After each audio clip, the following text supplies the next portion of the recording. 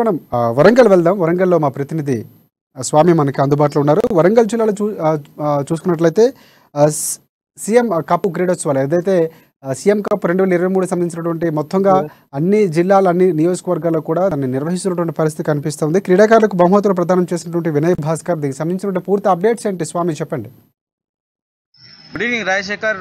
మొత్తానికి ఉమ్మడి వరంగల్ జిల్లా వ్యాప్తంగా కూడా సీఎం కప్ 2023 నాటి 3 రోజుల పాటు కూడా అంగరంగ వైభవంగా జరిగిందని చెప్పుకోవచ్చు. కోవిడ్ నేపథ్యంతో కూడా తెలంగాణ రాష్ట్ర వ్యాప్తంగా కూడా ఇది తెలంగాణ రాష్ట్ర ప్రభుత్వం ప్రతిష్టాత్మకమైన తీసుకున్న ఈ నిర్ణయం. అంటే విద్యార్థులు యువకులతో మాత్రమే క్రీడలకు దూరంగా ఉంటున్నారని చెప్పి నేపథ్యంలో కూడా ఇప్పుడు క్రీడలు నిర్వహించాలని చెప్పి కూడా తెలంగాణ రాష్ట్ర ప్రభుత్వం తీసుకున్న నిర్ణయం ఇది. మొత్తం గత 2 రోజుల నుంచి మాత్రం ఇవాళ ముగిసినాయని చెప్పుకోవచ్చు. ఇవాళ హన్మకొండ జిల్లా కేంద్రంగా ఉన్న జేఎన్ఎస్ గ్రౌండ్ లో కూడా అంగరంగ వైభవంగా జరిగాయి. ఇక్కడ గెలుపొందిన వాటికి కూడా బహుమతులు కూడా అందజేయడం జరిగింది. వాటితో పాటు కూడా అది ప్రభుత్వ చీఫ్ దాసం వినయ్ భాస్కర్ తో పాటు కూడా మా గ్రంథాలయ చైర్మన్ అజీజ్ ఖాన్ కూడా పాల్గొని కూడా విద్యార్థులను ప్రోత్సహించి వారికి మొదటి, ప్రథమ, ద్వితీయ బహుమతులు కూడా అందజేశారు. అట్లాగే వాళ్ళకి సర్టిఫికెట్ కూడా ఎమ్మెల్యే వినయ్ భాస్కర్ కూడా అందజేసినట్టు కూడా తెలుస్తా ఉంది. మొత్తానికి చూసుకుంటే ఉమ్మడి వరంగల్ జిల్లా వ్యాప్తంగా కూడా తెలంగాణ ఎమ్మెల్యేలు కావచ్చు, మంత్రులే కావచ్చు, క్రీడల్లో 2 రోజుల పాటు క్రీడల్లో కూడా లీనం అయిపోయి ప్రజలతోని మమేకం అయిపోయి కూడా కోవిడ్ నేపథ్యం కూడా గత 2 years నుంచి ఉంటే ఇప్పటి వరకు కూడా క్రీడలకు, మైదానానికి విద్యార్థులు కూడా దూరం అవుతున్నారని చెప్పి కూడా ఇవి ఆ భావనతోనే కూడా క్రీడలు ఏర్పడడం చేయడం జరిగింది. వాటికి ముగిసిందని చెప్పుకోవచ్చు రాజశేఖర్. దాంట్లో ప్రధానంగా ప్రథమ విజేతలు ఎవరు? ఏమైనా దీనికి సంబంధించిన మీ దగ్గర ఏమైనా అప్డేట్స్ ఉన్నాయా?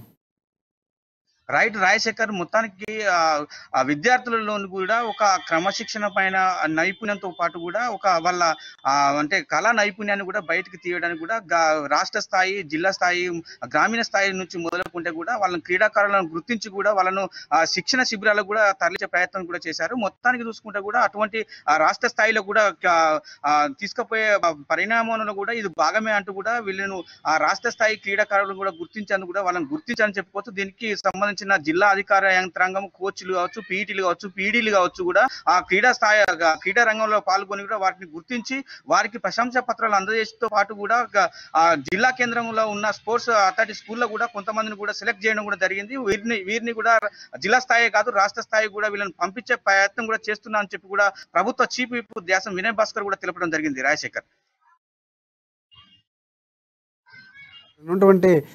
ఒక వారిలో ఉన్నటువంటి ప్రోత్సాహం అందించడానికి వాళ్ళ యొక్క కళకు, క్రీడకు ప్రోత్సహిస్తూ చేసినటువంటి పరిస్థితి కూడా కనిపిస్తుంది. అంటే ఈ నేపథ్యంలోనే ఇప్పుడు ఉన్నటువంటి ఎవరైతే గెలుపొందారో వారి యొక్క బ్యాక్గ్రౌండ్ ఏంటి, అంటే వాళ్ళు ఎక్కడి నుంచి వచ్చారు ఏంటి, అలాంటి వాళ్ళకి ఊతం ఇవ్వడం అనేది ప్రభుత్వం చాలా మంచి ఇనిషియేటివ్ అని కూడా చెప్పచ్చు. రైట్ రాజశేఖర్. అవును, వాస్తవానికి చూసుకుంటే కూడా విద్యార్థులని నైపుణ్యత అంటే గ్రామీణ ప్రాంతంలో పేదరికంగా ఉన్న వారిని కూడా కళాత్మకమైన వాళ్ళ అంటే వాళ్ళని వెలికి తీసుకేందుకు కూడా వాళ్ళ సృజనాత్మకమైన వాటిని కూడా వెలికి తీసుకేందుకు కూడా ఈ క్రీడలు నిర్వహించారు. పేదరికం అడ్డు కాదు, పేదరికం ఉన్న పిల్లలకు కూడా తెలంగాణ రాష్ట్ర ప్రభుత్వం చేదోడు వాదోడుగా ఉంటుంది అని చెప్పి కూడా తెలపడానికే ఈ క్రీడలు నిర్వహించాము. అట్లాంటి వాళ్ళ విద్యార్థులను కూడా గుర్తించని కూడా దాసం వినయ్ భాస్కర్ తో పాటు పీడీ కోచ్ రంగనాథ్ కూడా తెలిపిన పరిస్థితి కూడా కనపడతా ఉంది. మొత్తానికి చూసుకుంటే కూడా 3 రోజుల పాటు కూడా ఉమ్మడి వరంగల్ జిల్లా వ్యాప్తంగా కూడా విజయవంతంగా క్రీడోత్సవాలు సీఎం కేసీఆర్ కప్ 2013 నాటికి కూడా వాటికి ముగిసిందని చెప్పుకోవచ్చు రాజశేఖర్. అంటే ఎంతమంది పాల్గొన్నారు, అంటే ఎంతమంది విద్యార్థులు అందులో పాల్గొన్నారు అనేది ఏమైనా సమాచారం మీ దగ్గర ఏమైనా ఉందా స్వామి చెప్పండి? రైట్ రాజశేఖర్. మొత్తానికి చూసుకుంటే ఇప్పుడు ప్రస్తుతం హన్మకొండ జిల్లాకు సంబంధించిన మొత్తము 536 మంది క్రీడాకారులు అంటే జిల్లా వ్యాప్తంగా కూడా పాల్గొన్న నేపథ్యం కనపడుతుంది. జేఎన్ఎస్ గ్రౌండ్ లో కూడా అంటే వివిధ రంగాలలో అంటే వాలీబాలే కావచ్చు, కబడ్డీ కావచ్చు, ఖోఖో కావచ్చు, ఆ రంగాలకు సంబంధించిన వాళ్ళ అథ్లెటిక్సే కావచ్చు, ఆ రంగాలకు సంబంధించిన ఆ క్రీడలను కూడా గుర్తించి దాంట్లో మెరుగైన అంటే క్రీడాకారులను కూడా గుర్తించి వాళ్ళకు ఇండివిజువల్ గా కూడా ప్రోత్సాహ బహుమతులు కూడా అందజేసిన పరిస్థితి కూడా కనపడతా ఉంది. కానీ మొత్తానికి చూసుకుంటే క్రీడాకారులకు అంటే తగిన గుర్తింపు రావడానికి కూడా ఈ కోచ్ అయినటువంటి రంగనాథ్ సార్ తో కూడా వాటికి లిస్ట్ అవుట్ చేసిన పరిస్థితి కనపడుతుంది. గ్రామీణ ప్రాంతాల్లో చెందిన పేదరిక విద్యార్థులు కూడా ఒక అంటే 120 మంది వరకు అంటే అంటే 26 మంది వరకు కూడా క్రీడాలను కూడా గుర్తించినట్టు కూడా తెలుస్తా ఉంది. మొత్తానికి అంటే ఎస్సీ ఎస్టీ బడుగు బలహీన వర్గాలకు చెందిన పేద విద్యార్థులకు కూడా హాస్టల్ వసతితో కల్పించి కూడా ఆ విద్యార్థులకు కూడా ప్రోత్సహిస్తున్నట్టు కూడా తెలుస్తుంది రాజశేఖర్.